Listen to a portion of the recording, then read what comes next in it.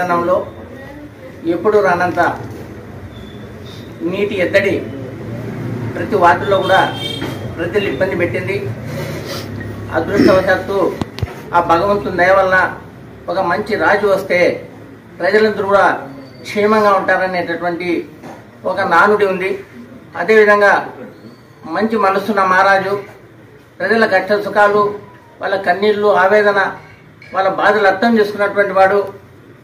అనేక ఆటుపోట్లకు ఎదుర్కొని అనేక కష్టాలను తట్టుకొని పట్టుదలతో ఓర్పుతో ఏనాటికైనా సరే విజయం సాధిస్తాననేటటువంటి ఒక లక్ష్యాన్ని పెట్టుకొని ప్రజల మనిషిగా ప్రజలకు సేవ చేయాలనేటటువంటి పూర్తి దృక్పథం ఉన్నటువంటి ఒక మహామనిషిగా అనేక ఉద్యమాలు ముందుండి నడిపి ప్రజల శ్రేయస్సును ప్రజల అభివృద్ధిని ఎన్నడూ కాంక్షించే విధంగా ఉన్నటువంటి మా ఎమ్మెల్యే షాజహాన్ బాషా గారు ఈరోజు మదనపల్లి పట్టణానికి శాసనసభలో వచ్చిన తర్వాత మొట్టమొదట నా 27వ వార్డులో కృష్ణానగర్లో నీళ్లు లేదని ప్రజలు విన్నవిస్తే వెంటనే స్పందించి అధికారులకు ఆదేశాలు ఇచ్చి వెంటనే చర్య తీసుకోవాలి, 2 రోజులకు ఒకసారి మా వార్డులో నీళ్లు ప్రజలకు రావాలి అనే మంచి హృదయంతో ఆ రోజు ప్రభుత్వాన్ని కమిషనర్ని ఆదేశించినటువంటి కారణంగా ఈరోజు నా వార్డులో బోరేసినాము.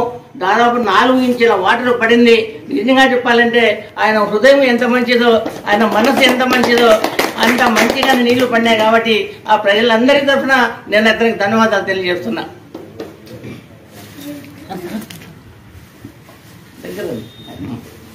అన్న కరీముల్లా గారి వార్డు 27వ వార్డులో దాదాపు ఒక 10 బోర్లు వేయాలని ప్లాన్ చేశాము. దాని అనుగుణంగా నిన్న ఒక బోరు 27వ వార్డు కరీముల్లా వార్డులో వేసినప్పుడు 4 ఇంచు నీళ్లు తెల్లారి వచ్చి అన్న నాకు చెప్తానే చాలా సంతోషమైంది. సమస్య ఎట్లా ఉందంటే నిన్న కూడా దాదాపు మొత్తం ఫిల్టర్లతో ఏబి గారితో కమిషనర్ గారి సమక్షంలో రివ్యూ చేసినప్పుడు సమస్య తాండవం ఆడుతుంది. దాదాపు 8 రోజులకు నీటి స్లాబ్ వెళ్ళిపోయింది. ఈరోజు ఎట్టి పరిస్థితుల్లో ఒక మంచి బోర్ 4 ఇంచుల బోర్లో నీళ్లు పడినాయంటే చాలా సంతోషకరం.